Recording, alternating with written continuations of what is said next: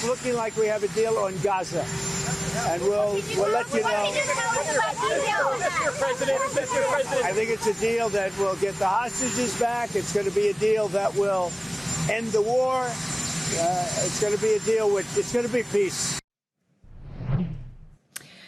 Let's go to Jerusalem now and speak to Bloomberg's Dan Williams. Well, there we just heard President Trump speaking to the press, saying that he's quite confident that there's going to be a ceasefire deal. He was posting about it all weekend as well.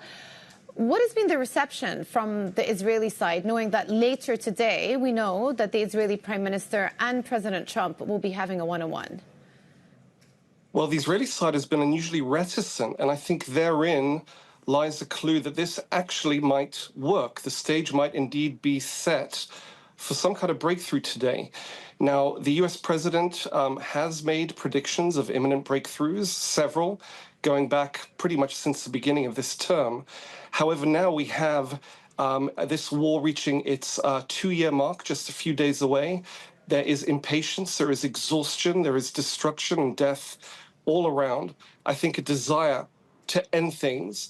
And we also have a deep secrecy and compartmentalization within the Israeli government. It would appear that only two men, the Israeli Prime Minister Netanyahu and his top advisor, Strategic Affairs Minister Ron Dermer, are handling the talks. No one else in the government appears to know what's going on.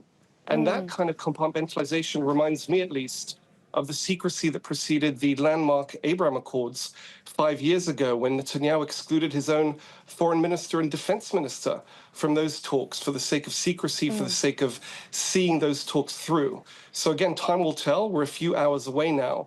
But given Trump's statement, given cautious statements now reaching Israeli media, it would appear there's a breakthrough in the works.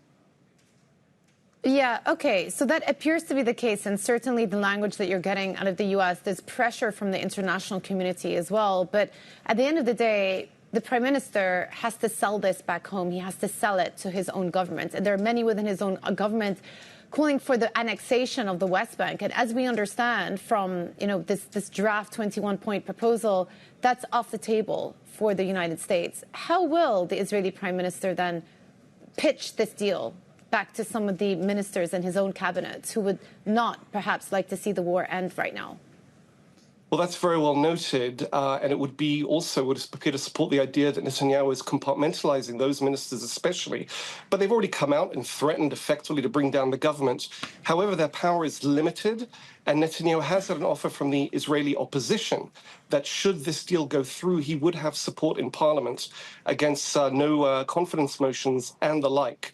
So politically, he would survive, but we would see a cascade of walkouts of recrimination that would possibly trigger a new election in Israel, an early election. The election is currently scheduled for a year from now.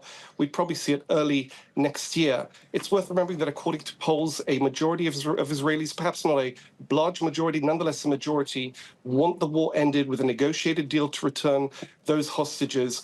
The question is if the Netanyahu government's war aims, not only of returning those hostages, but ending Hamas rule, can also be achieved.